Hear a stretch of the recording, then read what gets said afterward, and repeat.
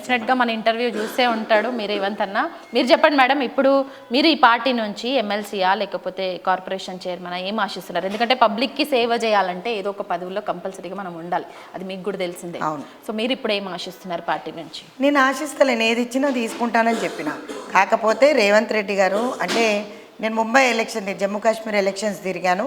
Mumbai election తిరిగినప్పుడు మా national president గారు I'm very thankful to Alka Lamba గారు, కేసీ వేణుగోపాల్ గారు for supporting me in all వేస్.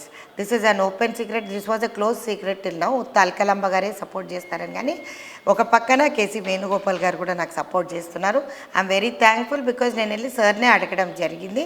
అడిగితే కష్టపడే వాళ్ళు ఆర్గనైజేషన్కి చాలా అవసరం, let we see later, first you go and build up your organisation అని వారు చెప్పడం జరిగింది. అదేవిధంగా నేను వచ్చి నా పని నేను చేసుకుంటున్నాను. ఇంటర్వ్యూ వారు చూసినా కూడా నేను మాట్లాడింది ఇదే, నేనేమీ అడగలేదు.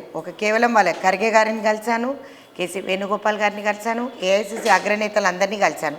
సో నేను ఎప్పుడు ముఖ్యమంత్రితో ఎందుకు కొట్లాడుతావు అని కేసీ వేణుగోపాల్ గారు నన్ను అడిగారు. నేను అన్నాను, కొట్లాడే ప్రసక్తే రాదు, ప్రేమతో మేము చాలా కొట్లాడుకుంటాం, కాకపోతే అన్న కలిస్తే కదా నేను కొట్లాడతా.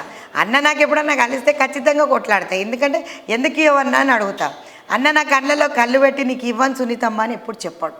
This is fact because he knows me past 28 years. ఇప్పుడు కాదు, గతంలో నేను ప్రాక్టీస్ చేసేటప్పటి నుంచి కూడా అన్న వాళ్ళ కేసెస్ మా ఆఫీస్లో ఉంటుండే.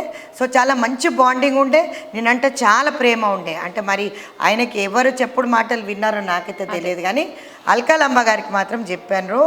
వారు అన్నారు, మరి మహిళా కాంగ్రెస్ అధ్యక్షురాలు మార్పిడి కోసం వారు అడిగినప్పుడు మరి ఈ అధ్యక్షురాలకి ఏమి ఇస్తారని మా లంబా గారు అడిగినం జరిగింది. సరే ఆమెకి ఎమ్మెల్సీ ఇవ్వండి అని ఆమె ప్రపోజ్ చేసినారు.